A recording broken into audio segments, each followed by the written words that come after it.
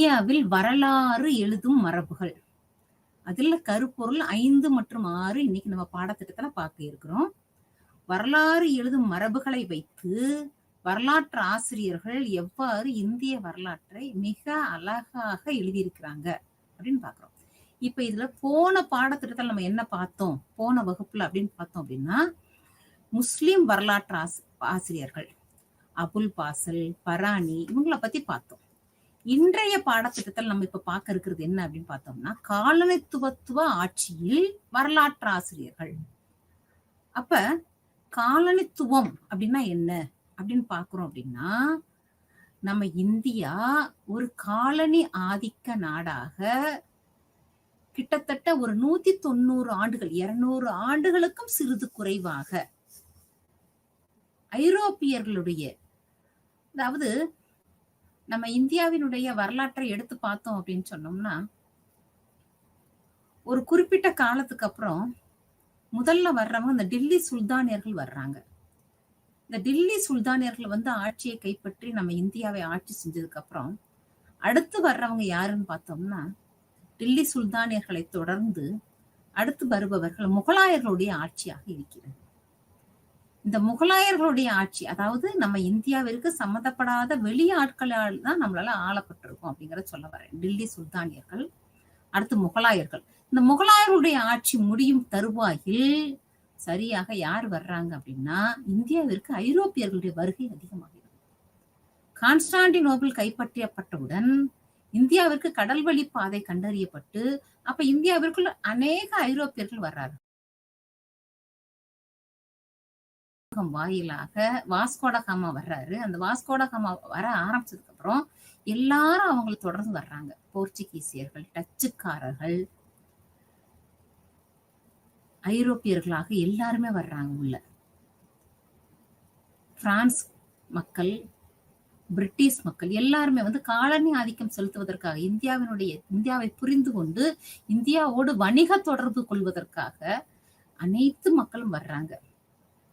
வந்தவங்க எல்லாருமே வியாபார நோக்கத்தோட உள்ள வர்றாங்க. வியாபார நோக்கத்தோட உள்ள வர்ற மக்கள் இங்க வந்ததுக்கு அப்புறம் அவங்களுக்குள்ள போட்டி மனப்பான்மை. ஐரோப்பிய நாடுகள்ல எப்படி புரட்சி நடக்குமோ, எங்க சண்டை நடக்குமோ அங்க சண்டை நடந்தா அதோட சண்டையோட எதிரொலிப்பு இங்க நடக்குது, இந்தியாவுல நடக்குது. அப்ப இந்த ஐரோப்பியர்களில் சிறந்தவர்கள் யாரு, இந்த இந்தியால யார் வாணிகம் செய்வது அப்படின்னு அவங்களுக்குள்ள ஒரு மிகப்பெரிய போட்டி. இந்த போட்டி தான் கர்நாடக போராக வெடிக்கிறது. 1ஆம் கர்நாடக போர், 2ஆம் கர்நாடக போர், 3ஆம் கர்நாடக போர். இந்த 3 கர்நாடக போர்களுமே இந்தியாவில் யார் ஆதிக்கம் செலுத்துவது, இந்தியாவை காலனி ஆதிக்க நாடாக யார் வைத்துக் கொள்வது, ஆங்கிலேயர்களா பிரெஞ்சுக்காரர்களா? இந்த பிரெஞ்சுக்காரர்களுக்கும் ஆங்கிலேயர்களுக்கும் இடையில் தான் அதிகமான போட்டி. எப்படி அங்க ஐரோப்பாவில் இவர்களுடைய போட்டி இருந்ததோ அதே போட்டி இங்கேயும் தொடர்ந்தது. அங்க 7 ஆண்டு போர், ஆஸ்திரிய வாரிசுரிமை போர், இதெல்லாம் வந்து ஐரோப்பால நடக்குது இருவருக்கும் இடையே. அங்க நடந்தது அப்படின்னா இங்க அதே போல அதனுடைய எதிரொலிப்பு இங்கே இருக்கு. அது கர்நாடக போராக வெடிக்கிறது. அப்ப 3 கர்நாடக போர். இப்ப இந்த கர்நாடக போர்னு பாக்குறப்ப கர்நாடக பகுதியில் ஏன் நடந்தது அப்படின்னு பார்த்தோம்னா, அந்த பகுதி மிகவும் செழிப்பான பகுதி. அப்ப அந்த பகுதியில் யார் ஆட்சியை செய்வது, அப்ப அங்க இருந்த குழப்பங்கள், அங்க இருந்த மன்னர்களுக்குள் இருந்த குழப்பங்கள், அப்ப இதெல்லாம் பயன்படுத்தி கொண்டு ஆங்கிலேயர்கள் தாங்களும் ஆட்சி செய்யலான்னு வர்றாங்க, பிரெஞ்சுக்காரர்களும் ஆட்சிக்கு வர்றாங்க. அப்ப முதல் கர்நாடக போரில் பாத்தீங்கன்னா ஆங்கிலேயர்களுக்கு தோல்வி. 2ஆம் கர்நாடக போரில் பாக்குறப்ப அதே போலதான். ஆனா 3ஆம் கர்நாடக போரில் ஆங்கிலேயர்களுக்கு மிகப்பெரிய வெற்றி. அந்த வெற்றியின் மூலமாக காலனித்துவ ஆட்சியை இந்தியாவில் துவங்குகிறார்கள் ஆங்கிலேயர்கள். அப்ப இந்த 3ஆம் கர்நாடக போர் முடிந்ததுக்கு அப்புறம் அப்ப இந்தியாவினுடைய பகுதிகள்ல அவங்க ஒரு முக்கோண வடிவமாக ஆட்சி செய்யறாங்க. எப்படின்னு சொன்னோம்னா, அவங்களுடைய மெயினான, அதாவது முதல் தரமான அவங்களுடைய தலைநகர் பகுதி மாதிரி அப்படி வச்சுக்கலாம். அது வந்து கல்கத்தா, பம்பாய், சென்னை, இந்த 3 பகுதிகளிலும் அவங்க வந்து தன்னுடைய அஸ்திவாரத்தை திறமா போடுறாங்க. மெயினா கல்கத்தால பண்றாங்க. அப்புறம் தான் அப்ப இந்த பிரெஞ்சுக்காரர்கள் என்ன பண்றாங்க அப்படின்னா, அவங்க எந்த பகுதியா உள்ள வந்தாங்களோ அந்த கடலோரம் சம்பந்தப்பட்ட பகுதிகள் எல்லாம் அவங்க இருந்துகிறாங்க. கடல் பக்கத்துல எல்லாமே இது மசூலிப்பட்டினம், காரைக்கால், மாஹி, ஏனாம், பாண்டிச்சேரி இந்த மாதிரி பகுதிகள் எல்லாம் அவங்க பிரெஞ்சுக்காரர்கள் இருந்திருக்காங்க. அப்ப நம்ம அந்த விடுதலை போராட்டத்துக்கு அப்புறம் நம்ம வந்து ஆங்கிலேயர்கிட்ட நம்ம இந்தியாவை மீண்டு நம்ம இந்தியா வந்து நம்ம இந்தியர்களுக்கே வந்து கைக்கு வருது. அப்புறம் பிரெஞ்சுக்காரர்கள் அதுக்கப்புறமும் இருக்கிறாங்க. அதுக்கப்புறம் 1962க்கு அப்புறம் தான் என்ன ஆகுதுன்னா, அந்த பிரெஞ்சுக்காரர்கிட்ட இருந்து இந்த காரைக்கால், மாஹி, ஏனா, பாண்டிச்சேரி எல்லா பகுதிகளையும் நம்ம வந்து என்ன பண்ணிட்டோம், அப்ப இந்தியாவினுடைய யூனியன் பகுதிகளாக நம்ம இந்தியாவோட அடுத்து இணைச்சுக்கிட்டோம். இதுதான் வந்து காலனித்துவ ஆட்சி நம்ம இந்தியால நடந்தது. காலனித்துவ ஆட்சி அப்படின்னு சொல்லி. அப்ப இந்த காலனித்துவ ஆட்சி வந்ததுக்கு அப்புறம் மக்களுக்கே நம்ம யாரால ஆட்சி செய்யப்படுறோம் அப்படிங்கிறது தெரியல. என்ன நடக்குதுங்கிறது புரியல. அப்ப கொஞ்சம் கொஞ்சமா அவங்களுக்கு தெரிய வருது. தெரிய வந்த காலகட்டம் அப்படின்னு பாக்குறப்ப அவங்கள முதல்ல ஒரு சுதந்திர போர் மாதிரி அவங்க போறது எப்பன்னு சொன்னோம்னா 1857ல. அந்த 1857 முதல் சுதந்திர போர் காலகட்டத்துலதான் அவங்களுக்கு நம்ம வந்து ஒரு அந்நியரால் ஆட்சி செய்யப்பட்டிருக்கோங்கிறது தெரிஞ்சு ஒரு விழிப்புணர்வின் காரணமாக நம்மை அந்த தங்கள் தாய்நாட்டிற்காக போராட துவங்கியது அந்த முதல் இந்திய சுதந்திர போர் என்று சொல்லப்படுகின்ற சிப்பாய் கழகம் என்று சொல்லப்படுகின்ற 1857ஆம் ஆண்டு கழகம். இந்த கழகம் தான் முதல்ல. ஆனா ஆங்கிலேயர்கள் வந்து எத்தனையோ ஆண்டு காலம் ஆயிடுச்சு. அப்ப ஆங்கிலேயருடைய ஆட்சி எப்ப இருந்து நம்ம கிட்ட காலனி ஆதிக்க ஆட்சி ஆரம்பிக்குது அப்படின்னு பார்த்தோம்னா 1757. 1757ல என்ன விஷயம் அப்படின்னு பாக்குறப்ப பிளாசி போர் நடந்தது. பிளாசி போர்ல என்ன முக்கியத்துவம் அப்படின்னு பார்த்தா முதலாக வங்காளத்துலதான் அவங்க முதலாக ஆங்கிலேயர்கள் தடம் பதிக்கிறாங்க. முதலாக வங்காளத்தில் வரி வசூல் செய்து கொள்கின்ற உரிமையை ஆங்கிலேயர்கள் பெறுவது 1757 பிளாசி போரின் முடிவில். அப்ப அந்த பிளாசி போர் முடிவடைந்தவுடன் அவங்க ஆங்கிலேயர்களுக்கு வரி வசூல் செய்கின்ற உரிமை கிடைக்குது. அரசர் இருப்பாரு. அரசருக்கு அந்த டியூட்டி கிடையாது. அரசருக்கு வருஷத்துக்கு ஒரு ஆண்டு வருமானமாக கொடுத்துருவாங்க. அவங்க வரி வசூல் செய்கின்ற தொகையில ஒரு குறிப்பிட்ட தொகைய அரசருக்கு கொடுத்துருவாங்க. இந்த மாதிரி பேசி சமரச ஒப்பந்தம் செய்து கொண்டு பிளாசி போர் முடிஞ்ச உடனே வங்காளத்தில் வரி வசூல் செய்கின்ற உரிமையை ஆங்கிலேயர். இதுதான் அவங்களுடைய ஆரம்ப அடித்தளம். இங்க இருந்து அந்த காலனித்துவம்ங்கிறது ஆரம்பிச்சிருச்சு. எப்போ ஒரு பகுதியில வரி வசூல் செய்கின்ற உரிமை தங்களுக்கு கிடைக்கிறதோ அப்பயே அந்த இடத்துல என்ன ஆச்சுன்னு அர்த்தம், அவங்களுடைய ஆட்சி ஆரம்பமாயிருச்சு அப்படின்னு அர்த்தம். அப்ப காலனி ஆதிக்க ஆட்சி துவங்குகிறது. இந்த காலனி ஆதிக்க ஆட்சி காலகட்டத்துலதான் நம் வரலாறு எழுதும் மரபு எவ்வாறு இருந்தது என்று இப்ப பார்க்க. அப்ப இந்த காலனி ஆதிக்க காட்சி அப்படிங்கிறப்ப இந்த காலனித்துவ வரலாறு எப்படி இருந்தது அப்படின்னு பார்த்தா இவங்க எல்லாரும் யாரு அப்படின்னா நம்ம இந்தியாவிற்கு அந்நியர்கள். இந்தியாவினுடைய புராதனமோ இந்தியாவுடைய கலாச்சாரமோ பாரம்பரியமோ தெரிந்து கொள்ளாத ஒரு அந்நியர்கள் நம்ம இந்தியாவை வந்து ஆட்சி செய்யறாங்க. அப்ப அவங்க எப்படி அந்த காலகட்டத்தில் இருக்காங்கன்னா நாகரிகத்தில் மேலோங்கியவர்களா இருக்காங்க. இந்தியா அப்ப வந்து வளர்ச்சி அடையல. அப்ப காலனித்துவ ஆட்சி துவங்கும் பொழுது இந்தியாவினுடைய வளர்ச்சி எவ்வாறு இருந்தது அப்படின்னு பார்த்தோம் அப்படின்னா மக்கள் முன்னேறாத காலகட்டத்துலதான் இருந்தாங்க. அப்ப இந்த முன்னேறாத காலகட்டத்துல வர்ற அந்த காலனித்துவ ஆட்சி தன்னுடைய ஆட்சிய என்ன செய்யுது அப்படின்னு சொன்னோம்னா ஒரு காரணம் கற்பிக்கிறது. நாங்கள் சரியாக வந்திருக்கிறோம் இந்தியாவுக்குள்ள, இப்படி ஒரு பண்பாடு இல்லாத முன்னேற்றமே இல்லாத ஒரு நாகரிகமற்ற மக்களை முன்னேற்ற வந்திருக்கிறோம் அப்படின்னு சொல்லி இந்த காலனித்துவம் தனது ஆட்சிக்கான காரணத்தை ஊக்குவிக்கிறது. எதுக்காக நாங்க வந்திருக்கோம் இந்த இந்தியாவுக்குள்ள வந்திருக்கிறது அவங்களுடைய முன்னேற்றத்திற்காக. கிழக்கிந்திய வாணிப குழு அப்படின்னு ஒரு வாணிப குழு இந்தியாவிற்கு வந்து வியாபாரம் பண்றதுக்காக வந்திருக்காங்க. அரசரின் அனுமதியை பெற்றவங்க பிரிட்டிஷ் அரசியிடம் அனுமதியை பெற்று இங்க இந்தியாவுக்குள்ள வந்திருக்காங்க. வந்து ஒரு வாணிகம் செய்யும் குழுவாக வந்திருக்காங்க. ஆனா வந்தவங்க இங்க வந்து காலனித்துவ ஆட்சியை ஆரம்பித்தது மட்டும் இல்லாம அந்த ஆட்சிக்கு ஒரு தகுந்த காரணத்தை கற்பிக்கிறார். நாங்க வரலைன்னா இவங்க முன்னேறவே மாட்டாங்க. ஏன்னா இவங்க அவ்வளவு ஒரு மோசமான சூழல்ல இருக்காங்க அப்படின்னு சொல்லி ஒரு காரணத்தை கற்பிக்கிறது. காலனித்துவ ஆட்சிக்கான காரணம். இந்தியாவை மேம்படுத்த வந்திருக்கிறோம், இந்தியாவை முன்னேற்ற வந்திருக்கிறோம் அப்படின்னு சொல்லி தங்கள் பகுதி நியாயத்தை அவர்கள் வந்து கற்பிக்கிறார்.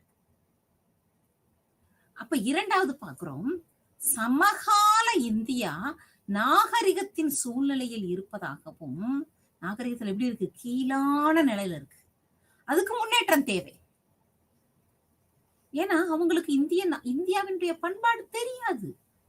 இந்திய எவ்வளோ பிராதானமானது, எவ்வளவு பண்பாட்டுல உயர்ந்தவர்கள், எவ்வளவு அறிவில் சிறந்தவர்கள். குப்த ஆட்சி காலத்தை பார்த்தோம்னா பொற்காலம்னு சொல்றோம், அங்க இல்லாத அறிவு ஜீவிகள் இல்ல. எல்லா துறையிலும் முன்னேற்றம், அறிவியலில் முன்னேற்றம், வானவியல் சாஸ்திரத்தில் முன்னேற்றம், கணிதத்தில் முன்னேற்றம், கட்டிடக்கலை நுட்பத்தில் முன்னேற்றம். அவ்வளோ நுட்பம் வாய்ந்தவர்கள், அவ்வளவு அறிவியல் சிறந்தவர்கள் இருந்திருக்காங்க. எங்க குப்த ஆட்சி காலத்துல, சங்க காலத்திலையும் சரி, எல்லா விதமான ஆட்சி காலத்திலையும் மக்கள் எவ்வளவு அறிவாளி சிறந்தவர்கள் இருந்திருக்காங்க. என் சங்க காலத்துல ஔவையார் இல்லையா, காக்கிப்பாடினே எவ்வளோ ஒரு நாகரிகத்தில் முன்னேறதுக்கு அவங்க எவ்வளவு அழகா பேசியிருப்பாங்க, செஞ்சிருப்பாங்க. ஆனா இந்த காலனித்துவ ஆட்சி நம்ம என்ன சொல்லுது பாருங்க, சமகால இந்தியா நாகரிகத்தின் கீழ்நிலையில் இருப்பதாக நம்ம சொல்லுவோம். அவங்க நாகரிகம் நினைக்கிறதே வேற, நாகரிகம்ங்கிறதுக்கு ஒரு எல்லைக்கோடை வேற. உடை உடுத்துகின்ற ஆடையோ, உண்ணுகின்ற உணவோ, நடந்து செல்கின்ற தன்மையோ நாகரிகம் கிடையாது. நாகரிகம் என்பது வேற, அது ஒரு மேம்பட்ட தன்மை. ஆனா அவங்க புரிந்து கொள்கின்ற அர்த்தம், நாகரிகத்தை பொறுத்தவரை இந்தியா எப்படி இருக்கா, ரொம்ப கீழான நிலையில் இருப்பது, அதற்கு முன்னேற்றம் தேவை. அத முன்னேற்றத்தை நாங்க வந்திருக்கோம்னு சொல்லி முடிச்சிட்டாங்க. இந்தியாவை முன்னேற்றுவதற்காக, நாகரிகத்தில் முன்னேற்றுவதற்காக. அதனாலதான் மகாத்மா காந்தி என்ன சொன்னாரு, அந்நிய துணி பிரஸ்திரிப்பு. அந்நிய துணியை வேண்டான்னு சொல்லுவோம், அந்த நாகரிகம் எளிமையான வேட்டி.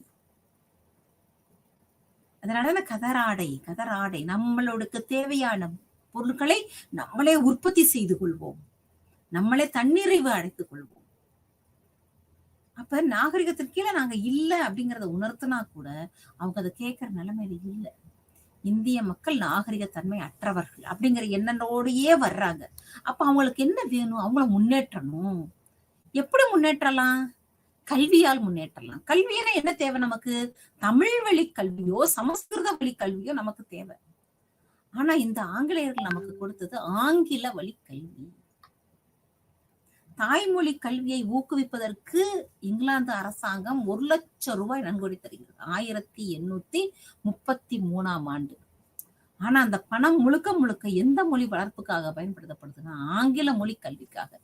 ஏன் அப்படி அப்படின்னா, அந்த ஆங்கில மொழியை கற்றால் இவர்கள் நாகரிகத்தில் சிறந்தவர். எப்படி சிறப்பாங்க, அப்ப அந்த படிப்பு கிடைச்சிருச்சு அப்படின்னா அவங்களுடைய உடை நடை பாவனை எல்லாம் மாறிடும். இந்த ஆங்கில மொழியை கற்றுக்கொண்டால் எங்களுக்கு எப்படி இருக்கு, அவங்களுக்கு ஆட்சி பணியில் உதவுவதற்கு ஆள் ஈஸியா வேலைக்கு கிடைச்சிடும். ஆங்கில மொழி கற்றாதானே அவங்களோட பரிமாற முடியும், அவங்களுடைய பேச்சுக்களை புரிஞ்சு கொள்ள முடியும். அப்ப எல்லோருக்கும் ஆங்கில கல்வி அவசியம் அப்படிங்கிறத, நாகரிகத்தின் கீழ்நிலையில் இருக்கின்ற மக்களை முன்னேற்றுகிறோம் என்று சொல்லி அந்த மொழியை கொடுக்கிறார்கள். சமகால மேற்கத்திய நாகரிகம் எல்லா வகையிலும் உயர்ந்தது. எல்லா விதமான நாகரிகத்தை விட எகிப்து நாகரிகம், சுமேரிய நாகரிகம், மெசபடோமியா நாகரிகம் இதெல்லாம் சிறந்ததெல்லாம் கிடையாதான். மேற்கத்திய நாகரிகமே எல்லா வகையிலும் சிறந்தது அப்படின்னு சொல்லி அந்த நாகரிகத்தை எந்த வழியில எல்லாம் இந்த மக்கள்கிட்ட புகுத்தலாம், எப்படி எல்லாம் கொண்டு வரலாம் அப்படின்னு சொல்லி அந்த மேற்கத்திய நாகரிகத்தை இயல்போடு இயல்பாக நம்மள ஒன்றோட ஒன்றா கலக்கிறதுக்கு என்னென்ன விதயம் தேவையோ அதை செய்யறாங்க. அடுத்து சொல்றாங்க, இந்தியாவுக்கு வரலாறே இல்லைன்னு சொல்லிட்டாங்க. ஏன் வரலாறே இல்லை அப்படின்னா, எல்லாமே கட்டுக்கதைகள், புராணங்கள், இதிகாசங்களை நம்பிக்கிட்டு இருக்கீங்க. இதிகாசம் எல்லாம் உண்மை கிடையாது, அது கதையா சொல்லுது அப்படின்னு சொல்லிட்டு இந்தியாவுக்கு ஒரு வரலாறே இல்லைன்னு சொல்லிட்டாங்க. ஆனா நம்ம கொஞ்சம் யோசித்து பார்த்தோம் அப்படின்னா, ஆரம்ப காலகட்டத்துக்குள்ள நமக்கு எந்த விதமான வரலாறு இல்லை. தோற்றத்துக்கான வரலாறும் இல்லை, சங்க காலத்துக்கான சரியான வரலாறுகளும் இல்லை. எல்லாமே இருக்கின்ற இலக்கண நூல்களாக இருக்கின்றன. அப்ப சரியான ஒரு திட்டமிடப்பட்ட வரலாறு இந்தியாவுக்கு இல்லை. அப்ப நம்ம வந்துருச்சா காலனி ஆதிக்கத்துல காலனித்துவத்தை மக்கள்கிட்ட புகுத்துறப்ப நாகரிகத்தை மட்டும் கொடுக்கல, கல்வியை மட்டும் கொடுக்கல.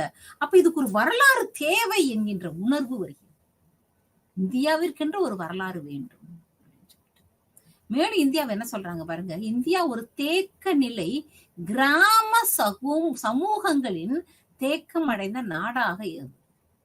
எப்படி இருக்கான் தேக்கமான நிலை? என்ன மாதிரி தேக்கம்? கிராமங்கள் சமுதாயத்துல கிராமங்கள் தான் அதிகமா இருக்கு சமூகத்தில்.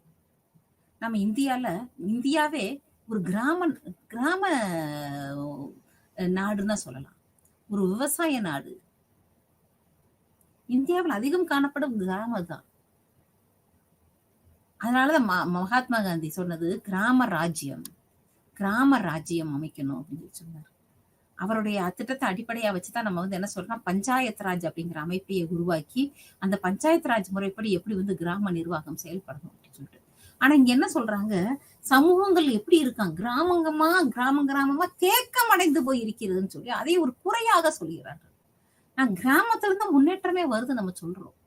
கிராமத்துலதான் அடிப்படை பண்பாடு வளர்கிறது, அடிப்படை நாகரிகம் அங்கிருந்தான் தோன்றுகிறது.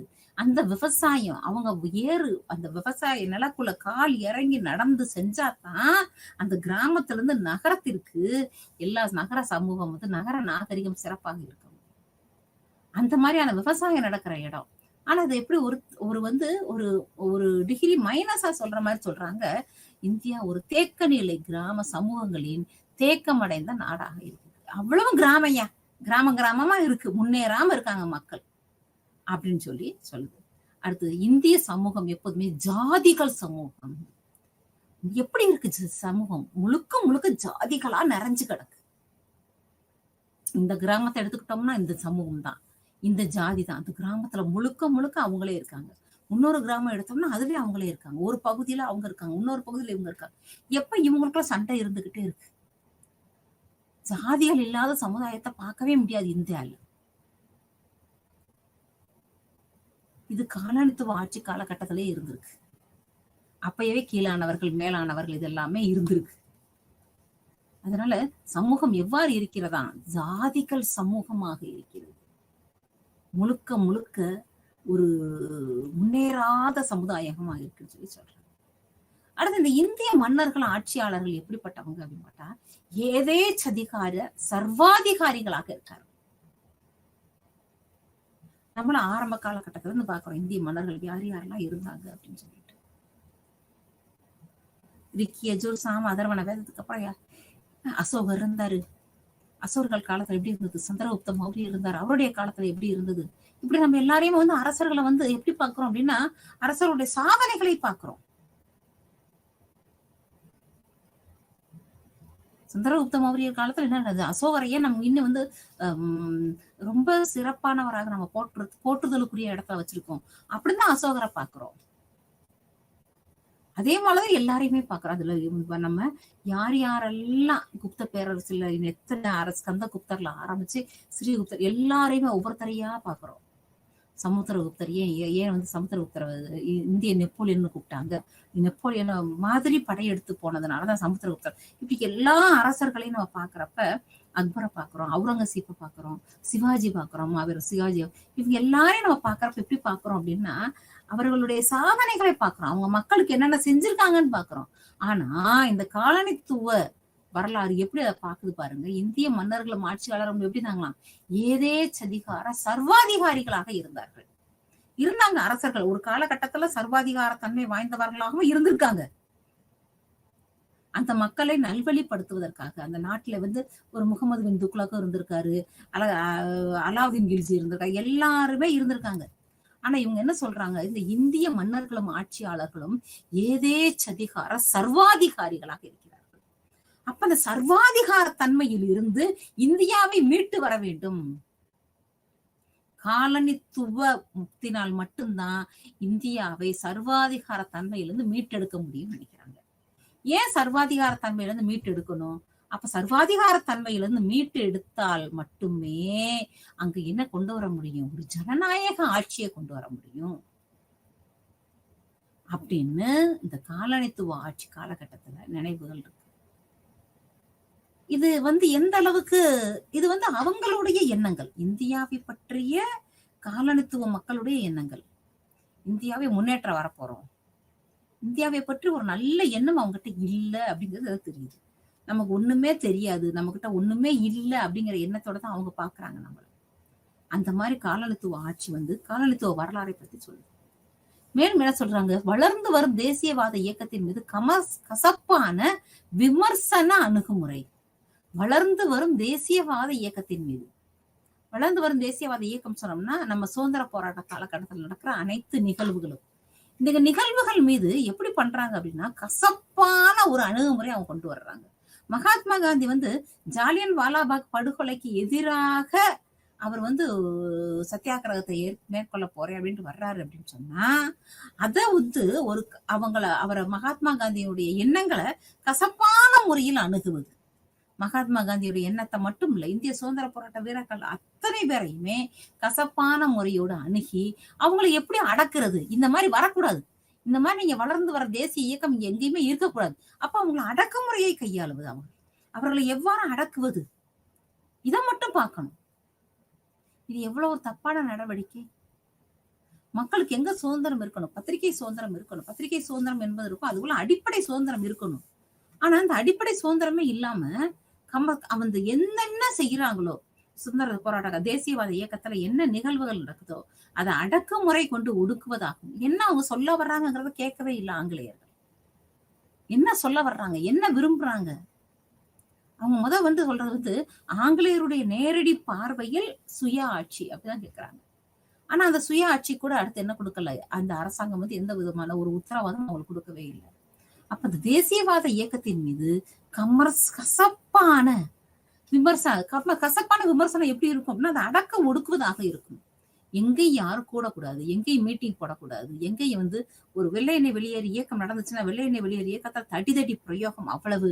அந்த எல்லாரும் ஏன் இப்படி அடக்குனாங்க ஒடுக்குனாங்க அப்படின்னா, இந்த அணுகுமுறை எதனால் பார்த்தோம் அப்படின்னா, காலனித்துவ ஆட்சி மட்டுமே சிறப்பானது. அவங்க அடிமனசுல அவங்களுக்கு என்ன இருக்குங்கிறத புரிஞ்சுக்கவே இல்லை. அவங்களுக்கு அடிமனசுல சுதந்திர வேட்கையோட இருக்காங்க அப்படிங்கிறத புரிஞ்சுக்காம அவங்கள அடக்கி ஒடுக்குறதுலயேதான் அந்த விமர்சனம் இருக்கிறது. அதே போல நாகரிகத்தின் மீது எதிர்மறையான அணுகுமுறை. நம்ம இந்தியாவை பத்தி தவறான கண்ணோட்டத்தோட பாக்குது. ஒரு சொல்லுவாங்க, முதல்ல என்ன பார்வையோட ஒரு விஷயத்த பாக்குறோமோ இதுதான் கடைசி வரை அவங்களுக்கு இருக்கும் அப்படின்னு சொல்லுவாங்க. அது மாதிரி முதலாவ இந்திய நாகரிகத்தை பற்றி தவறான அணுகுமுறையில பார்த்துட்டு அதுக்கப்புறம் அந்த எதிர்மறையான அணுகுமுறை தான் அதிகமாக இருக்கிறது. நாகரிகத்தின் மீது எதிர்மறையான அணுகுமுறை அதிகமாக இருக்கிறது. அப்ப இதெல்லாம் போக்கணும் அப்படின்னு சொன்னா, அப்ப அந்த காலகட்டத்துல காலனித்துவ வரலாறை எழுதிய யாரெல்லாம் வரலாறை எழுதுறாங்க, இவங்க என்ன சொல்ல வர்றாங்க அப்படின்னு நம்ம பார்க்கிறோம். இதுல முதல்ல யார் வர்றா அப்படின்னா ஜேம்ஸ் மில் பார்க்கிறோம். இந்த ஜேம்ஸ் மில் யாரு அப்படின்னா பயன்பாட்டு வாதத்தை அவர் கடைபிடிப்பவர் அப்படின்னு சொல்லலாம். இந்த பயன்பாட்டு வாதத்தை கடைபிடிப்பவர் ஜேம்ஸ் மில். இவர்கிட்ட 1833ஆம் ஆண்டுக்கான பட்டய சட்டத்திற்கு அந்த வரைவையை இவர்கிட்ட தான் கொடுத்தாங்களா, இவர் தான் வரைஞ்சாரு, இவர் தான் வரைவார் என்னன்னா சட்டத்திற்குரிய விதிமுறைகளை எழுதினார் அப்படின்னு நம்ம பாக்குறோம். James mill. இந்த ஜேம்ஸ் மில் என்ன எழுதுறாருன்னா, முதல்ல பிரிட்டிஷ் இந்திய வரலாறு அப்படிங்கிற ஒரு புக் எழுதுறாரு. பிரிட்டிஷ் இந்திய வரலாறு அப்படிங்கிற புக்கை எழுதுறாரு ஜேம்ஸ் மில். இவர் ஏன் இந்த புக்கை எழுதுறாரு அப்படின்னு பார்த்தோம் அப்படின்னா, இவர் அரசாங்க அதிகாரியாக இருக்கிறார். அரசாங்க அதிகாரியாக இருக்கின்ற பொழுது அங்க நடக்கின்ற விஷயத்தை வச்சு இன்னொன்னு நம்ம தெரிஞ்சுக்குவோம். இந்த ஜேம்ஸ் மில் பிரிட்டிஷ் இந்திய வரலாறை எழுதினாரு அப்படின்னு சொன்னா, இவர் எங்க இருந்து எழுதுறாருன்னா இங்கிலாந்துல இருந்து எழுதுறாரு. ஜேம்ஸ் மில்ஸ் பிரிட்டிஷ் இந்திய வரலாற்றை இங்கிலாந்துல இருந்து எழுதுறாரு. ஆனா இந்தியாவுக்கு ஒரு தடவை கூட வரல. இந்தியாவுக்கு ஒரு தடவை கூட வராத ஒரு தனி மனிதன் எப்படி ஒரு நாட்டை பத்தி வரலாறு எழுத முடியும் யோசிச்சு பாருங்க. அப்ப இங்கேயே தப்பு நமக்கு தெரியுது. அப்ப ஒரு இது சொல்லுவாங்க சார்பு அப்படிம்பாங்க. ஒரு விஷயத்த சார்ந்து எழுவதற்கு அதாவது வரலாற்றுல இருந்து நடுநிலை நோக்கை கடைபிடிக்க வேண்டும். எப்பயுமே நடுநிலை நோக்குனா எந்த பக்கமும் சாராம சார்பின்மை கோட்பாட்டை பயன்படுத்தலாம். ஆனா ஜேம்ஸ் மில்லுடைய கோட்பாடு எப்படி இருக்குன்னா சார்பு கோட்பாடா இருக்கு. சார்பு கோட்பாடு அப்படின்னு சொன்னோம்னா, இந்த பிரிட்டிஷ் இந்திய வரலாற்றை பத்தி எழுதுகின்ற ஒரு தனிமகன் இந்தியாவுக்குள்ளேயே போகல. இந்தியாவுக்குள்ள வந்ததே கிடையாது.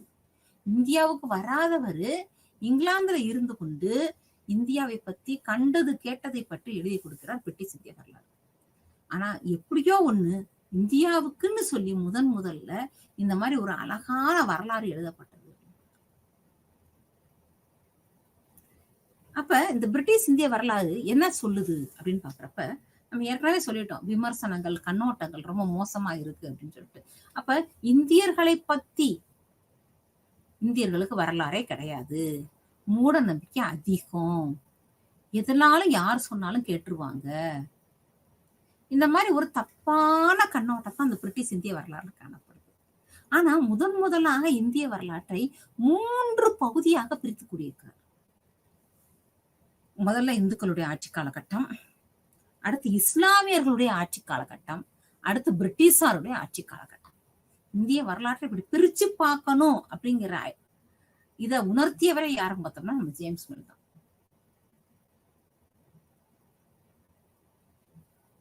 அப்ப இந்த பிரிட்டிஷ் இந்திய வரலாற்றுல முழுக்க இந்தியாவை பற்றி குறை சோறும் விஷயமாக குறை சொல்லி இதுல இருந்து இந்தியாவை காப்பாத்துறதுக்கு நாங்க வந்திருக்கோம் அப்படின்னு சொல்லி ஜேம்ஸ் மில் முடிக்கிறார். இந்த மாதிரி பிரச்சனைகள்ல இருந்து காப்பாற்றுவதற்காக வந்திருக்கோம், இந்தியாவை சரி செய்து சீர்தூக்குவதற்காக, இந்தியாவில் இருக்கிற பிரச்சனைகள் எல்லாம் கலைந்து ஒரு முடிவுக்கு வரணும் அப்படிங்கிறதுக்காக எழுதப்பட்டிருக்கு ஜேம்ஸ் மில்லுடைய பிரிட்டிஷ் இந்திய வரலாறு. இது 3 தொகுதிகளை உடையது. ஒன்று இந்துக்களுக்கு, 2வது இஸ்லாமியர்களுக்கு, 3வது பிரிட்டானியர்களுக்கு, பிரிட்டானியர்கள் என்று சொல்லப்படுகின்ற பிரிட்டிஷ் பீப்புள் மக்களுக்கு. இந்த மாதிரி முதல்ல ஆனா எல்லாரும் அடுத்தடுத்து வர்றவங்களும் இவர் வந்து ரொம்ப குறை சொல்றாங்க, ஜேம்ஸ் மில்ல சொல்றாங்க. ஏன் அப்படின்னா, இவ்வளவு மோசமா ஒரு வரலாறை எழுத முடியும் அப்படின்னா, இந்தியாவை பத்தி எழுத முடியும்னா இவர் ஒருத்தராலதான் இல்லை. மகாபாரதம், ராமாயணமே கட்டுக்கதைகள்னு சொல்லிடுறாரு. அதுல எல்லா புராணங்களும் கட்டுக்கதைகள் என்று சொல்லுகிறார். அப்ப ஒரு நாட்டை பத்தி இவ்வளோ மோசமா எழுத முடியும் அப்படின்னா அது ஜேம்ஸ் மில்லால் மட்டும்தான் எழுத முடியும் அப்படின்னு சொல்லி ஜேம்ஸ் மில் எல்லாரும் என்ன சொல்றாங்க, அவரை வந்து ஒரு சிறந்த ஆசிரியர் கிடையாது அப்படின்னு சொல்லி சொல்றாங்க இறுதியாக. ஆனா ஒண்ணு பார்க்கணும், இவரை வச்சு பாக்குறப்ப இது நாள் வரை எல்லாரும் எப்படி எழுதுனாங்க அப்படின்னா, அவங்க சொன்னாங்க இவங்க சொன்னாங்கன்னு எழுதுனாங்க. ஆனா இவர் ஓரளவுக்கு சான்றுகளை வைத்து எழுதியிருக்கிறார் இந்த பிரிட்டிஷ் இந்திய வரலாற்றை. சான்றுகளை கொண்டு, சான்றுகளை ஆராய்ந்து, என்ன சான்றுகள், எந்த சான்றுகள் எதை முதல் தரமான சான்றா இது, 2ஆம் தரமான சான்றா, சான்றுகள் என்ன கூறுகின்றன, இதை பற்றி தெளிவாக மிக அழகாக ஜேம்ஸ் மில் நமக்கு சொல்றார். முதல்ல இந்தியாவுக்கு வரலாறுன்னு எழுதப்பட்டது, அதுவும் பிரிட்டிஷ் இந்திய வரலாறு என்று எழுதப்பட்டது. அப்ப அடுத்து பார்க்கிறோம் நம்ம எல்பின் ஸ்டோன்.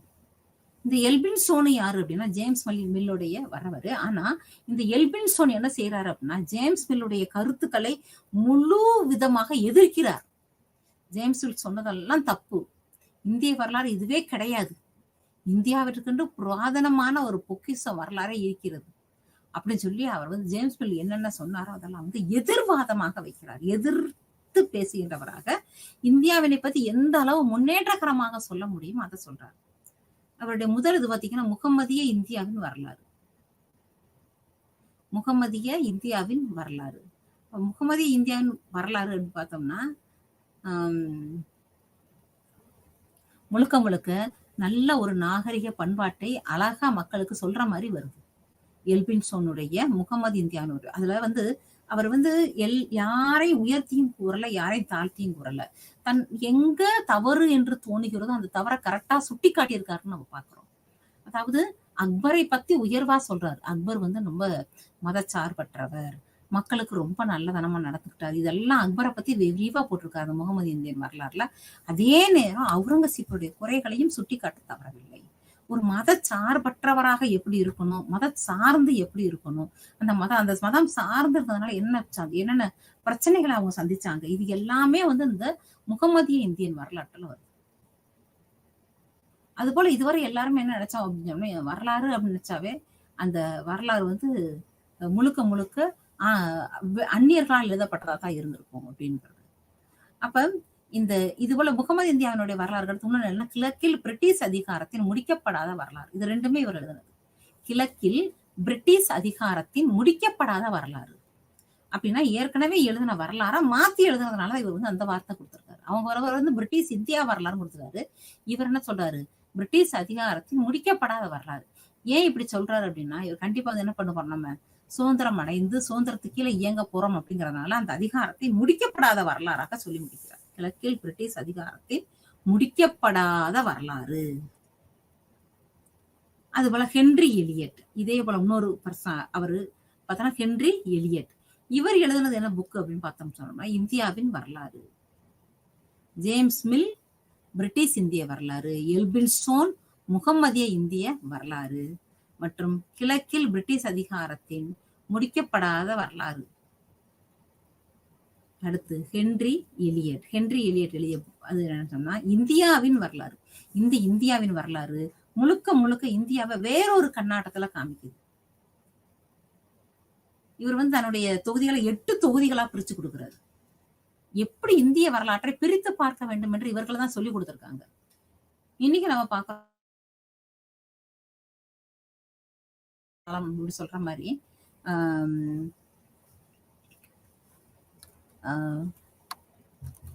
அதாவது பண்டைய காலம், நடுக்காலம், அதுக்கப்புறம் இப்ப பார்க்கறோம் நவீன காலம்.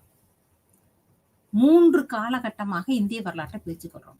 அதாவது உள்ள இந்தியர்களுடைய வரலாறு ஆரம்பிக்கிறப்ப இந்திய வரலாறு முதல் பாகமா எப்படி பார்க்கிறோம் அப்படின்னு சொன்னோம்னா, 900 வரை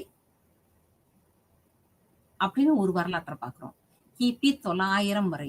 அப்ப 900 வரை அப்படின்னு சொல்லி பார்த்தோம்னு சொன்னோம்னா, அந்த 900க்குள்ள என்னென்னலாம் வரும் அப்படின்னா, அப்ப வரலாற்றுக்கு என்ன சான்றுகள்லாம் இருந்துச்சு, வேத கால நாகரிகங்கள்லாம் எப்படி இருந்துச்சு, ரிக்வேத காலம் எப்படி இருந்துச்சு, யஜுர்வேத காலம் எப்படி இருந்துச்சு, இப்படியே பார்த்து எல்லாமே அந்த 900 வருஷத்துல இவங்க ராஜபுத்திரர்கள் ஆட்சி காலத்துல படையெடுப்பு வரும், அந்நியருடைய படையெடுப்பு. அந்த படையெடுப்பு அதாவது நமக்கு இவர் வருவாரு, நம்ம கஜினி முகமது படையெடுத்து வருவார். அந்த கஜினி முகமது படையெடுப்போட இந்த ஆட்சி வந்து முடிஞ்சிரு அப்படிங்கறதுனால அந்த கஜினி முகமதுடைய படையெடுப்ப அந்த வருஷத்தை வச்சுக்கிட்டு அந்த வருஷத்துக்கு முன்னாடி நடந்ததெல்லாம் என்ன அதெல்லாம் தனி பிரிவாக வைத்துக் கொள்கிறோம். சரி, அத பண்டைய காலம் என்று ஒதுக்கிறோம் அந்த வரலாற்றை.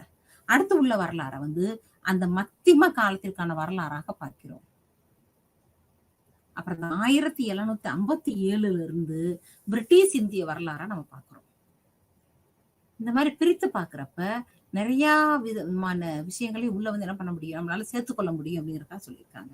அப்ப கிழக்கில் பிரிட்டிஷ் அதிகாரத்தின் முடிக்கப்படாத வரலாறு ஒண்ணும் முடியல, இன்னும் இருக்கு. இந்தியாவுக்கு சுதந்திரம் எப்ப கிடைச்சிச்சோ அப்போ வர அந்த பிரிட்டிஷ் இந்தியாவுடைய வரலாறு இருக்கு. அதனால கிழக்கில் பிரிட்டிஷ் அதிகாரத்தின் முடியப்படாத வரலாறு. இவங்கெல்லாம் ஆனா இந்தியாவுக்கு நேர்ல வந்து இந்தியாவை வந்து எங்க பார்க்கணும் பார்த்து பேசி அந்த ஒரு முடிவுக்கு வர்றவங்களா இருக்காங்க. சரிங்களா? அப்ப அடுத்து பாக்குறப்ப ஹென்றி எலியட் பார்த்தா, ஹென்றி எலியட் எழுதிய புத்தகத்தினுடைய பெயர் வந்து இந்தியாவின் வரலாறு. அது அழகா 8 தொகுதிகளும் ஒவ்வொரு தொகுதியும் ஒவ்வொரு விதமான நிகழ்வை மிக அழகாக சொல்ற மாதிரி இருக்கு ஹென்றி எலியட்டுடைய அந்த புத்தகம். அடுத்து பாருங்க வின்சென்ட் ஸ்மித். இந்த வின்சென்ட் ஸ்மித் காலத்துல என்ன மாதிரியான வரலாறு இருந்தது அப்படின்னு பார்த்தா, அவர் எழுதிய 2 புத்தகம், அதாவது அவர் எழுதிய 4 புத்தகங்கள். முதல்ல பாருங்க ஆரம்ப கால இந்திய வரலாறு அப்படின்னு பாக்குறப்ப தோற்றத்துக்கு போயிடுறாரு. தோற்றம் நம்ம வந்து இந்தியா வந்து சொல்லவே முடியாது. அப்ப ஆரம்ப காலகட்டம் அப்படின்னு பாக்குறப்ப இந்த வேதகால நாகரிகத்தை பாக்குறோம். ஆனா வேதகால நாகரிகத்துக்கு முன்னாடி சிந்து சமவெளி நாகரிகம் இருக்குன்னு பாக்குறோம். அப்ப அந்த காலகட்டத்துல எப்படி எல்லாம் நாகரிகம் இருந்தது, எப்படி வந்து ஒரு குடும்பம் வந்து வேதகாலம் பார்த்தப்ப முற்கால வேத நாகரிகம் என்ன சொல்லுது, பிற்கால வேதகால நாகரிகம் என்ன சொல்லுது. முற்கால வேதகால நாகரிகத்துல சில வரன்முறைகள்லாம் வித்தியாசமா இருக்கும். எப்படி வந்து கடவுளை வணங்குகின்ற முறை கூட வித்தியாசமா இருக்கும். இது எல்லாம் ஒரு அழகா வின்சென்ட் ஸ்மித் வந்து தன்னுடைய புத்தகத்துல எழுதியிருக்காரு.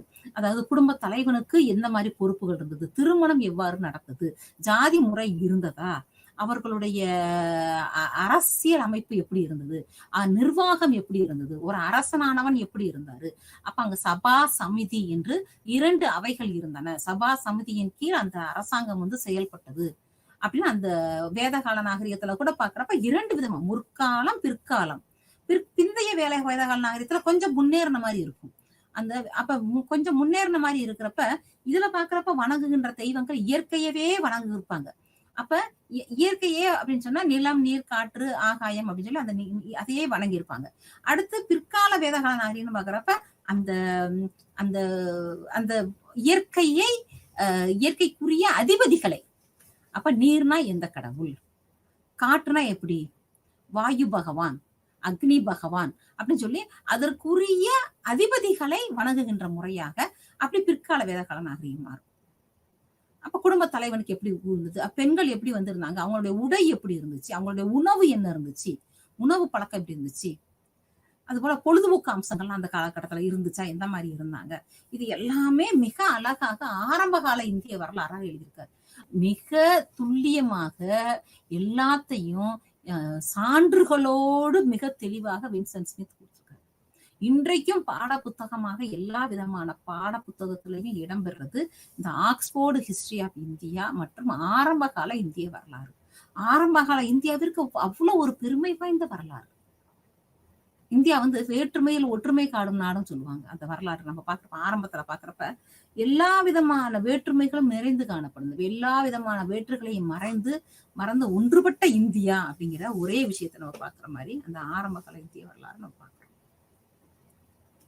அதுபோல ஆக்ஸ்போர்டு ஹிஸ்டரியா இந்தியா, இது எல்லாமே இந்திய வரலாற்றை மிக தெளிவாக சான்றுகளோடு திறனாய்வு செய்து மிக நுட்பமாக இவரால் வின்சென்ட் ஸ்மித்தால எழுதப்பட்டிருக்கு.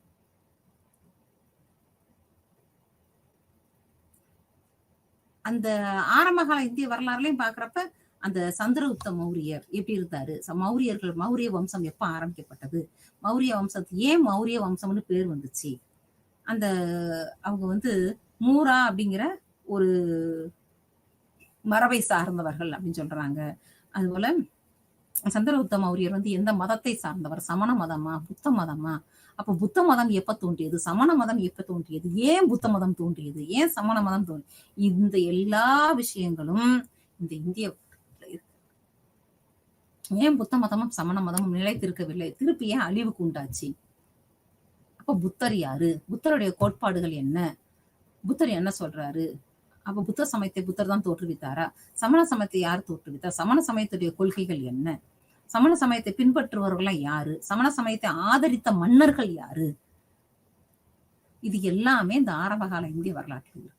அசோகர் எவ்வாறு அந்த கலிங்க போரை நடத்தினாரு, அசோகர் கலிங்க போரை நடத்திட்டு கலிங்க போர்ல முடிவுல எப்படி புத்த மதத்தை திரும்பி அமைதியை நோக்கி எப்படி திரும்பினாரு, அவருடைய கற்றூன் ஆணைகள்லாம் என்ன, எதெல்லாம் சொல்லுது அவருடைய ஆணைகள், மக்களுக்கு என்னென்ன விஷயங்களை பட்டியலிட்டு காட்டுது, இது எல்லாமே அந்த இந்திய வரலாற்றில் அவர் மிக அழகாக வின்சென்ட் ஸ்மித் சொல்லியிருக்காரு. இன்றைக்கு நம்ம அதை பாடமாக பின்பற்றிட்டு வர்றோம். சந்திரகுப்த மௌரியருடைய ஆட்சி காலத்துல மிகப்பெரிய பஞ்சம் வந்தது. அந்த பஞ்சத்துக்காக என்ன பண்றாங்க எல்லாம் அப்படின்னு சொன்னா, அந்த சரவண பெலகோலா அப்படிங்கிற இடத்துல ஒரு பெரிய மலை, அந்த மலை மேல ஏறி உட்கார்ந்து வடக்கு நோக்கி அமர்ந்து உயிர் துறக்குறாங்க. அது ஒரு யாகம் மாதிரி, ஒரு வேள்வி மாதிரி கடவுளை நோக்கி இருந்தது. இதெல்லாம் அழகா அந்த ஆரம்பகால இந்திய வரலாற்றுல கூறப்பட்டிருக்கு. அது போல பாத்தீங்கன்னா அடுத்து ஆக்ஸ்போர்டுனாவே ஆக்ஸ்போர்டுங்கிற விஷயம் என்னன்னு சொன்னாவே ஒரு டிக்ஷனரியில எல்லாமே அது கிடைக்கும் அப்படிங்கிற மாதிரி அதான் அர்த்தம். ஆக்ஸ்போர்டு பல்கலைக்கழகத்துடைய பேர் ஆக்ஸ்போர்டு பல்கலைக்கழகம். ஸோ இப்போ ஆக்ஸ்போர்டு பல்கலைக்கழகம் அப்படின்னா அங்க போயிட்டா ரொம்ப சிறந்த அறிவில் சிறந்தவர்கள் ஆயிடுவாங்க. அங்க அந்த கல்வி கற்றவர்கள் ஆக்ஸ்போர்டு பல்கலைக்கழகத்துல படிச்சவங்க அப்படின்னாவே ரொம்ப சிறந்தவர்கள் அர்த்தம். அதனாலதான் இந்த வரலாற்றுக்கு பெயர் கூட எப்படி வச்சிருக்காரு பாருங்க, ஆக்ஸ்போர்டு ஹிஸ்டரி ஆஃப் இந்தியா அப்படின்னா என்ன அர்த்தம் அப்படின்னா அவ்வளோ சிறந்த விஷயம் எல்லாமே அதுக்குள்ள இருக்கு, இந்தியாவை பற்றிய விஷயம். இதுல வின்சென்ட் ஸ்மித்தை எந்த இடத்திலும் யாராலும் குறை சொல்ல முடியாத அளவுக்கு அவ்வளவு தெளிவான விஷயங்கள் இருக்கு. இது போக இன்னொரு விஷயம் என்ன பாத்தீங்கன்னா, கலைகளை பற்றி பேசுகிறார். முதல்ல கலைகளை பத்தி, நுண்கலைகள், அதுவும் கலைகளையும் சிறந்த கலை நுண்கலைகள். நம்ம நுண்கலைகளுக்கு சிறந்த எடுத்துக்காட்டு நம்ம இந்தியாவை தவிர வேற எதுவுமே கிடையாது. இந்தியாவுக்கு எல்லா கோவில்கள், குறிப்பாக சில சோழ மன்னர்கள் கூட கோவில், பாண்டிய மன்னர்கள், விஜயநகர பேரரசு கோவில், இதெல்லாம் பாத்தீங்கன்னா மிக நுட்பமாக இருக்கும். ஒரு ஒரு ஒரு தூணை எடுத்துக்கிட்டோம் அப்படின்னா அந்த தூண்ல அவ்வளோ ஒரே கல்ல அவ்வளோ நுட்பமாக செதுக்கப்பட்ட சின்ன சின்ன விஷயங்களும் அதனுடைய இப்ப ஒரு ஒரு மனிதருடைய உருவச் சிலை அப்படின்னு பார்த்தோம்னா, அந்த மனிதனுடைய கால் வந்து காலினுடைய அந்த நரம்புகள், அதுபோல குதி கால் அப்படின்னு சொன்னா அந்த விரல்கள், விரல்ல இருக்கிற நகங்கள், அந்த அவ்வளோ அதுக்கெல்லாம் ஒரு புத்துயிர்ப்பு கொடுக்கப்பட்டு உணர்வு பூர்வமாக உயிரோட்டமாக இருக்கிறது. அந்த கண்ணு இதெல்லாம் பார்த்தீங்கன்னா இப்பயுமே நம்ம பார்க்கிற மாதிரி அவருடைய உடை நடைபாவம் இதெல்லாம் வந்து நுண்கலைகள். இந்த நுண்கலைகளை பற்றியும் மிக அழகாக நம்ம வந்து 2 புத்தகங்கள் கொடுத்திருக்காரு. இந்தியாவில் உள்ள நுண்கலைகளின் வரலாறு, சிலோனில் உள்ள நுண்கலைகளின் வரலாறு. சுலோன்ல ஃபுல்லா பாத்தீங்கன்னா எல்லாமே புத்த மடாலயங்கள் தான். ஆனா ஒரு ஆக்சுவலா அதாவது சரியா நம்ம பார்த்தோம்னு சொன்னா புத்த சமயம் தோன்றியதே வந்து உருவ வழிபாட்டை எதிர்த்து தோன்றியதான் அப்படின்னு சொல்லி பார்ப்போம். ஆனா அந்த அதே புத்த சமயம் கடைசி என்ன ஆச்சு அப்படின்னு சொல்லி சொன்னோம்னா, புத்தரையவே கடவுளை சிலையாக வைத்து வணங்குகின்ற இது வந்துச்சு. அப்ப அந்த புத்தருடைய சிலைகளை அழகாக வடிக்கப்பட்ட அந்த நுண்கலைகள் சிலோன்ல பார்த்தோம்னா அவ்வளோ அழகான அந்த புத்தர் சிலை எல்லாம் இருக்கும். அவருடைய முகத்துல அதே அமைதி, நம்ம சொல்லுவோம் அந்த அமைதின்னு சொல்றது இவருடைய வின்சென்ட் ஸ்மித் வந்து தன்னுடைய நூல்ல குறிக்கார். சிலோன்ல இருக்கிற நுண்கலைகள் வரலாறு, அதே போல இந்தியாவில் உள்ள நுண்கலைகளினுடைய வரலாறு.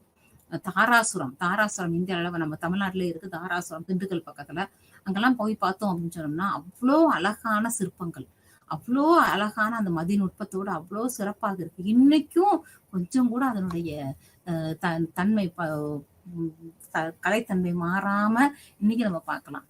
அப்ப இது மட்டும் இல்ல, இந்திய அரசியலமைப்பினுடைய சீர்திருத்தத்தை பத்தி இவர் எழுதி கொடுத்திருக்காரு. அரசியலமைப்பை சீர்திருத்தம் செய்யுது, எவ்வாறு சீர்திருத்தம் செய்யுது. அப்ப நம்ம இந்திய அரசியலமைப்பு சீர்திருத்தம் அப்படின்னு பார்த்தோம்னு சொன்னா 1813ஆம் ஆண்டு பட்டய சட்டத்துல இருந்து ஆரம்பிக்குது. கொஞ்சம் கொஞ்சமா நம்ம சீர்திருத்தம் பண்ணி 13ஆம் ஆண்டு 33ஆம் ஆண்டு பட்டய சட்டம், 1853ஆம் ஆண்டு சட்டம், அப்புறம் 1857ல விக்டோரியா மகாராணி பிரகடனப்படுத்துவாங்க. இது வந்து இனிமே வந்து பிரிட்டிஷ் இந்தியா கிடையாது, கிழக்கிந்திய கம்பெனி இந்தியா கிடையாது, இவங்க வந்து பிரிட்டிஷ் இந்தியா அன்னைக்கு அழைக்கப்படுகிறது அப்படின்னு. அப்ப அதுக்கு ஒரு சட்டம். இப்படியே பாக்குறப்ப அடுத்த 1919ஆம் ஆண்டு சட்டம், 1919ஆம் ஆண்டுல மிண்டோ மார்லி சீர்திருத்த சட்டம், அடுத்து 1919க்கு அப்புறம் அடுத்து பாக்குறப்ப மாண்டேகு செம்ஸ்போர்ட் சீர்திருத்த சட்டம், மாண்டேகு செம்ஸ்போர்ட் சீர்திருத்த சட்டத்துக்கு அப்புறம் 1935ஆம் ஆண்டுல இந்திய அரசியல் அமைப்பு 1935ஆம் ஆண்டு சட்டம் தான் இன்னைக்கு நம்ம பின்பற்றி வருகின்ற சட்டத்துக்கு முன்னோடி சொல்லலாம். 1935ஆம். இது எல்லாமே இந்த அரசியலமைப்பு சீர்திருத்தம் எல்லாமே நம்ம வின்சென்ட் ஸ்மித்தினுடைய நூல்ல வந்து எவ்வாறு ஒவ்வொரு சட்டமும் ஒவ்வொரு சட்டம் அப்படியே முன்னேறி கொண்டு எப்படி வருது அப்படிங்கறது அவ்வளவு அழகா கொடுத்துருக்கு அந்த அரசியலமைப்பு சீர்திருத்தத்துல. 1935க்கு அப்புறம் 1947ல இந்திய விடுதலை சட்டம் 1947ல. அப்ப இந்த விடுதலை சட்டத்துக்கு அப்புறம் நம்ம அதை பின்பற்றிட்டே வர்றோம். அதுக்கப்புறம் 1950ல நம்ம வந்து இன்னைக்கு வந்து குடியரசு தினமாக அறிவிக்கப்பட்டு அரசியலமைப்பு சாசனம் வந்து நம்ம நடைமுறைக்கு வந்து இன்னைக்கு பண்ணிக்கிட்டு இருக்கோம். அப்படின்னா இதுக்கு ஆரம்ப காலகட்டத்துல இருந்து நடைந்த அந்த முன்னேற்றங்கள் படிப்படியா ஒவ்வொரு சட்டத்துல இருந்து ஒவ்வொரு விஷயமா கொடுக்கப்பட்டது வந்து மிக அழகாக வின்சென்ட் ஸ்மித்தினால் கொடுக்கப்பட்டிருக்கு. இந்திய அரசியலமைப்பு சீர்திருத்தம். அடுத்து பார்த்தோம்னா தேசியவாத எழுத்துக்கள். இதுக்கு முன்னாடி பார்த்த எழுத்துக்கள் வந்து வேற மாதிரி. இதெல்லாமே வந்து காலனித்துவ ஆட்சியில மக்களுடைய முன்னேற்றம் எப்படி இருக்கு, மக்களை வந்து இந்தியாவை பெருமைப்படுத்துவதாக சில விஷயங்கள் எல்லாமே பார்த்தோம்.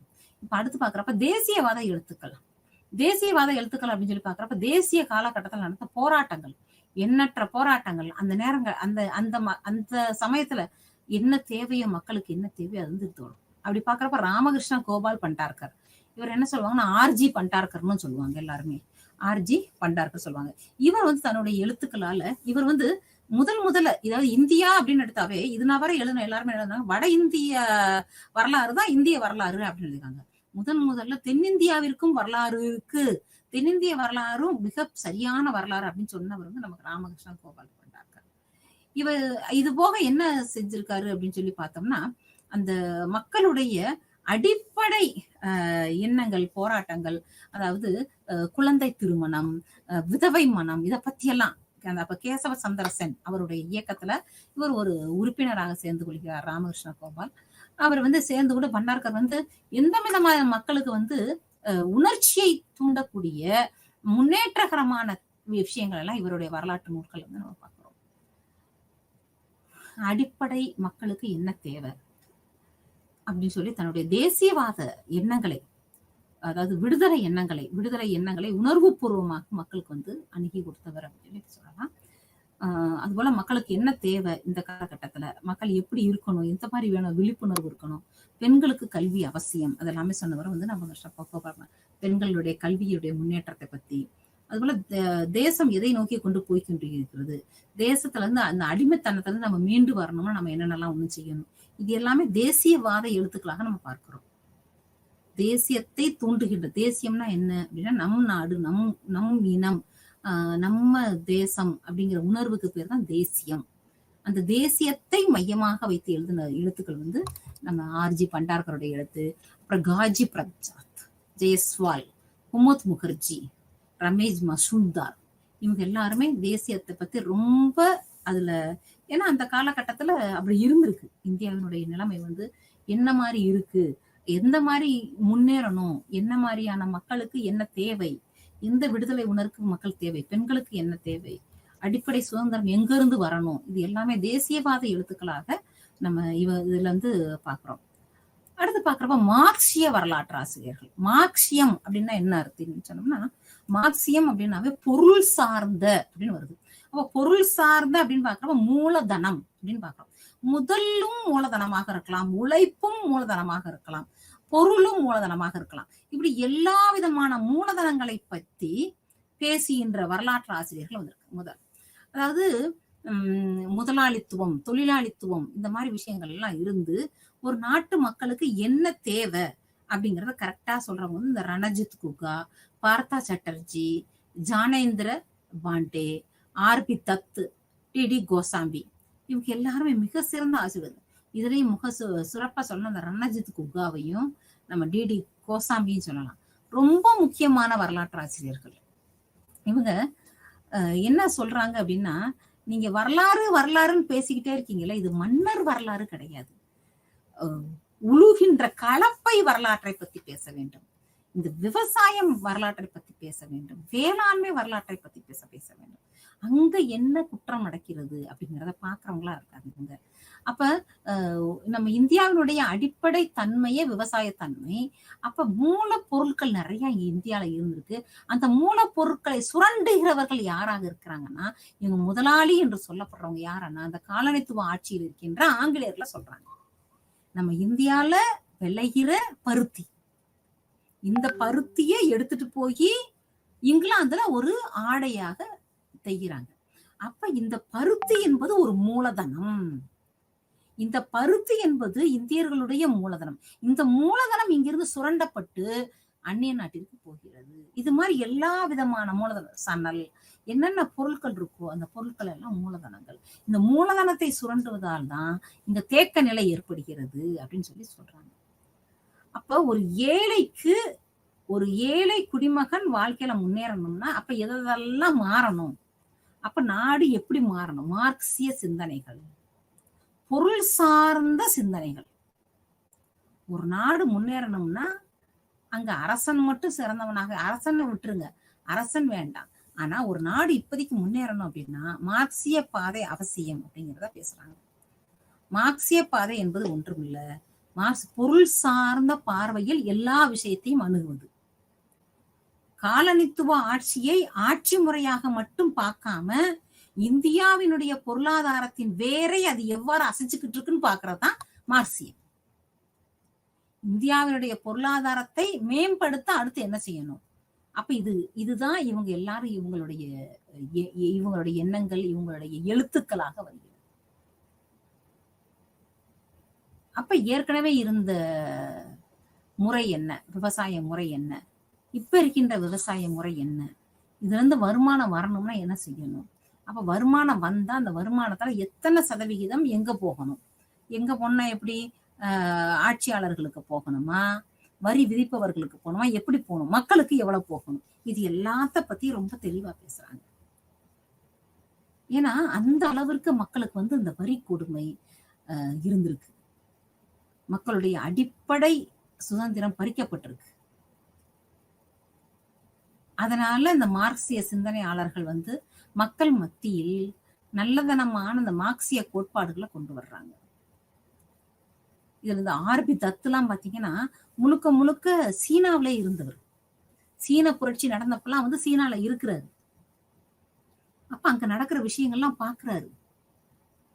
ஏன் இங்க நடக்குது? புரட்சி ஏன் நடக்குது? புரட்சி நடக்குதுன்னா அடிப்படையில அவங்களுக்கு ஏதோ ஒண்ணு இல்லாம தான் அந்த புரட்சி நடக்குது. அடிப்படையில அப்ப அவங்களுக்கு தேவை என்ன? அந்த தேவை எதை நோக்கி போகணும்? இந்த மாதிரி அவருடைய சிந்தனைகள் எல்லாருமே, இவங்களுடைய சிந்தனைகள் எல்லாம் மார்க்சியம். இது எல்லாருக்கும் வராது. மார்க்சியம்ங்கிறது வந்து எல்லாரும் ஒண்ணு அப்படிங்கிற கான்செப்ட். அப்ப அந்த மாதிரி மார்க்சிய சிந்தனையாளர்கள் வந்து நம்ம வரலாற்றை புரட்டி போட்டு, மார்க்சிய வரலாற்று ஆசிரியர்கள் ரன்னஜித் குகா, இந்த வரலாற்று ஆசிரியருடைய எழுத்துக்கள் எல்லாருடைய மத்தியிலும் தாக்கத்தை ஏற்படுத்தி கொடுக்கும். சும்மா கிடையாது. இந்த எழுத்துக்கள் அப்படியே போய் மக்களுடைய மனசுக்குள்ள போய் வேரூன்றிடும். மக்கள் எதை நோக்கி போக வேண்டும் என்று திட்டமிட்டு காட்டும் நூல்களாக இவை எல்லாமே இருக்கு. இவங்களுடைய எண்ணங்கள் இப்படி நமக்கு பிரெஞ்சு புரட்சிக்கு பாக்குறப்ப அங்க நமக்கு தத்துவ ஞானிகள் மாண்டஸ்கியூ, ரூசோ, இவங்கெல்லாம் அவங்களுடைய தத்துவ ஞானிகள் சொல்ல அவங்களுடைய வேதங்கள் தான் அந்த ஒரு பிரெஞ்சு புரட்சிக்கே காரணமாக இருந்தது அப்படின்னு பாக்குற மாதிரி ஒரு நாட்டு முன்னேற்றத்திற்கு இந்த மார்க்சிய வரலாற்று ஆசிரியருடைய மார்க்சிய சிந்தனைகளும் முன்னேற்றத்திற்கு காரணம் அப்படின்னு பாக்குறோம். இவங்க எல்லாருமே சாதாரண ஆசிரியர்கள் கிடையாது. இவங்க எல்லாருமே மிக சிறந்த ஆசிரியர்கள், நல்லா விருது பெற்ற ஆசிரியர்கள், விருது பெற்ற வரலாற்று ஆசிரியர்கள். அந்த மாதிரி இவங்களை பாக்குறோம். மார்க்சிய சிந்தனைகள் அப்படிங்கிறது பாக்குறது. அப்ப அது வந்து பொருள்வாதம் அப்படின்னு நம்ம எடுத்துக்கலாம். அப்ப இந்த டிடி கோசாம்பியுடைய நூல்கள் பார்த்தோம்னா பண்டைய இந்தியா, இந்திய வரலாறு ஒரு அறிமுகம், தொன்மமும் உண்மையும், இதுதான் சொல்றார். தொன்மமும் உண்மை. தொன்மம்னா புராதனம். அப்ப அதோடைய உண்மை என்ன அப்படின்னு சொல்லி சொல்றாரு. அதுபோல பிபின் சந்திரா, பிபின் சந்திரா பாத்தீங்கன்னா இந்திய விடுதலை போராட்ட காலத்துல எழுதிய நூல்கள் வந்து இவருடைய நூல்களா இருக்கும். இவருடைய நூல்கள் எல்லாமே விடுதலை போராட்டத்தை பத்தி எழுதின நூல்களா இருக்கும். பிபின் சந்திரா விடுதலை போராட்ட காலகட்டத்தை தானும் ஒரு ஆளாக இருந்திருக்காரு, விடுதலை வேட்கையில கலந்திருக்காரு. அப்பேற்பட்ட இவர் வந்து பிபின் சந்திரா, அதுல இர்பான் ஹபீப், இவங்க எல்லாருமே வந்து மார்க்சிய சிந்தனைக்கு ஒரு வடிவம் கொடுப்பவர்களாக, ஒரு வரலாற்றை புரட்டி போட்டவர்களாக நம்ம இவங்களெல்லாம் பார்க்கிறோம். பண்டைய இந்தியாவில் இருந்து நவீன இந்தியா வரை ஒரு வரலாற்றை புரட்டி போட்டவர்களாக இவங்க எல்லாருடைய வரலாறும் இருக்கிறது அப்படின்னு நம்ம பார்க்கிறோம். அப்ப இப்ப நமக்கு என்ன மாதிரியான கருப்பொருள்கள் இருக்கு? இன்று வளர்ந்து வரும் சூழலில் இது வந்து நம்ம வந்து ஒவ்வொரு காலகட்டத்திலயா எப்படியெல்லாம் கருப்பொருள் இருந்திருக்குன்னு பார்த்துட்டோம். இப்ப நடைமுறையில என்ன கருப்பொருள் அப்படின்னு பார்த்தா, சுற்றுச்சூழல் வரலாறு, தொழிலாளர் வரலாறு, பெண்கள் வரலாறு. அப்ப இது என்ன சொல்லுது அப்படின்னா, அடித்தள மக்களிடம் சென்று அடைகிறது. வரலாறு என்பது அடித்தள மக்களிடம் இருந்து வருகிறது. சுற்றுச்சூழல் வரலாறு, சுற்றுச்சூழல் வரலாறுன்னு பாக்குறப்ப பாத்தீங்கன்னா இன்னைக்கு மாணவர்களுக்கு பாடத்திட்டத்தில் கூட இருக்கிறது இந்த சுற்றுச்சூழலை பத்தி. மாணவர்கள் பாடத்திட்டத்தில் கூட சுற்றுச்சூழலை பத்தி அறிந்து கொள்ள வேண்டும் அப்படின்னு சொல்லிட்டு அவங்களுக்கு பாடத்திட்டத்திலேயே ஒரு பாடமா இருக்கு. கல்லூரி மாணவர்களுக்கும் சரி, சாதாரணமான பள்ளிக்கூட மாணவர்களுக்கும் சரி, எல்லாருக்கும் சுற்றுச்சூழல்னா என்ன, அப்ப சூழிய தொகுதி என்றால் என்ன, சூழியம் என்பது எது, உணவு பழக்கம் எப்படி, உணவு வட்டம் எப்படி, எதை சாப்பிட்டு உயிர் வாழும், அடுத்து மாசுனா என்ன, சக்திகள்னா என்ன, என்னென்ன மாதிரியான சக்திகள் இருக்கு, என்னென்ன மாதிரியான சக்திகள் நம்ம சுத்தி இருக்கு, நீர் சக்தி, காற்று சக்தி, அனல் சக்தி, இது வந்து எந்த மாதிரியான வரலாறு நமக்கு சுத்தி இருக்குன்னு பாக்குறான். காற்றாலைகள், காற்று சக்தி, நீர் மின் சக்தி, அனல் மின் சக்தி, அணு மின் சக்தி, ஓசோன் குறைவு, ஓசோன்ல ஓட்ட விழுந்துருச்சு எதனால, அப்ப இதுல இருந்து எந்த அடுக்கிலிருந்து எந்த அடுக்கு வரை என்ன தொகுதியாக இருக்கும். அப்ப ஓசோன்கிறது நம்ம கீழ் மட்டத்திலிருந்து எந்த இடத்துல இருக்கு, எந்த உயரத்தில் இருக்கிறது, இது எல்லாமே சுற்றுச்சூழல் வரலாறு நமக்கு சொல்லி கொடுக்குது. சுனாமி நடக்கிறதா, சுனாமிக்கு என்ன காரணம், பூகம்பம் நிகழ்கிறதா, பூகம்பத்துக்கு என்ன காரணம், சுற்றுச்சூழல் வரலாறு. நம்ம ஏன் அப்ப மனிதன் செய்கின்ற தவறுகளினால்தான் இதெல்லாம் நடக்குது அப்படின்னா, அந்த தவறுகளை திருத்திக் கொள்வது எப்படி? நம்ம சுற்றுச்சூழலை எவ்வாறு பேணி காக்க வேண்டும்? இதெல்லாம் சாதாரண மக்களுக்கு மிக எளிதா சொல்லிக் கொடுக்கப்பட்டிருக்கு.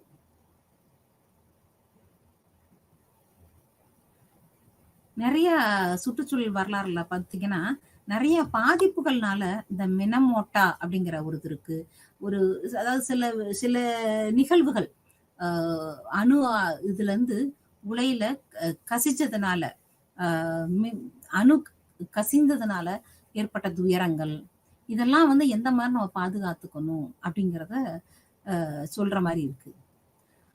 அதுபோல தொழிலாளர்களுடைய வரலாறு இதுவும் வந்து அடித்தள மக்களுக்கான வரலாறுன்னு சொல்லலாம்.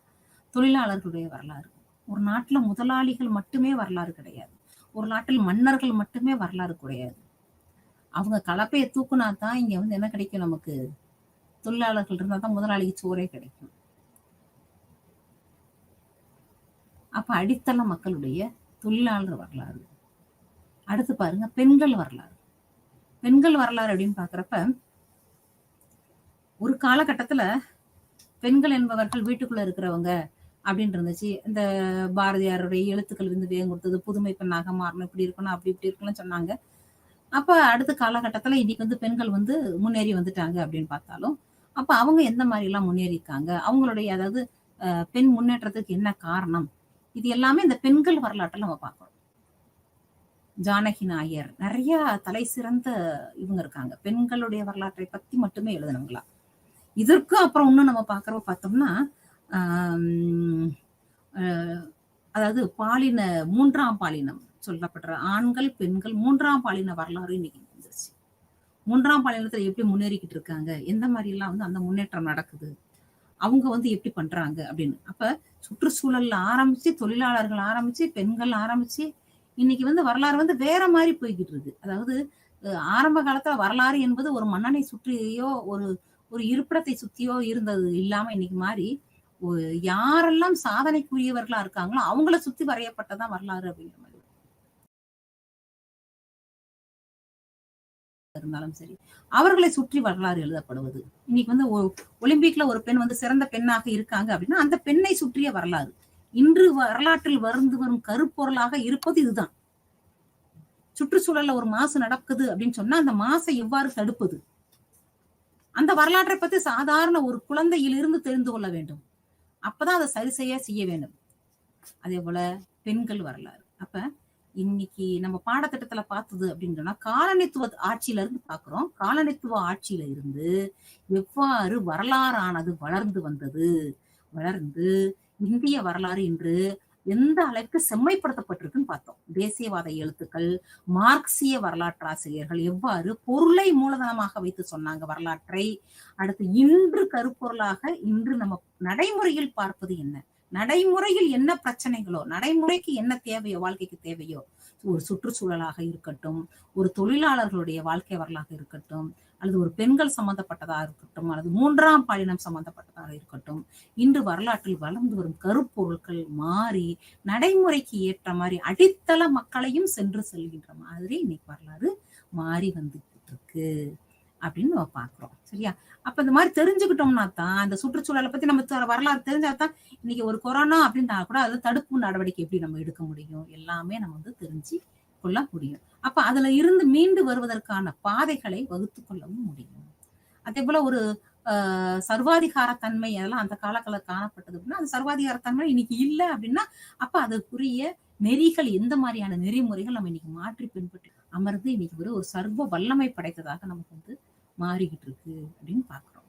அப்பதான் வந்து ஒரு இன்னைக்கு ஒரு தொழிலாளர் ஒரு புரட்சி ஏற்படுதோ, ஒரு பிரச்சனைகள் ஏற்படுகிறதோ, இதனா அப்ப அடித்தளத்தில் என்ன காரணம் அப்படிங்கிறத கண்டறிந்து அதை களைவதற்கான ஒரு வழிமுறைகளை நமக்கு தெரிஞ்சுக்க முடியும். ஏன்னா பிரச்சனை எங்க இருக்கு அப்படின்னு பார்த்துட்டோம் அப்படின்னு சொன்னோம்னா அந்த வேரோட களைவதற்கு முடிவதற்கும் இந்த சூழல்கள் வந்து நம்மளை வந்து இட்டு செல்லுது அப்படின்னு பார்க்கணும். சரிங்களா? அப்ப இன்று தகவல்ல நல்லா நம்ம வந்து எவ்வாறு ஒரு பாரம்பரியம், ஒரு தொன்மம், ஒரு உண்மை, ஒரு நடைமுறைக்கு ஒத்துங்குதுன்னு பார்க்கிறோம். நன்றி.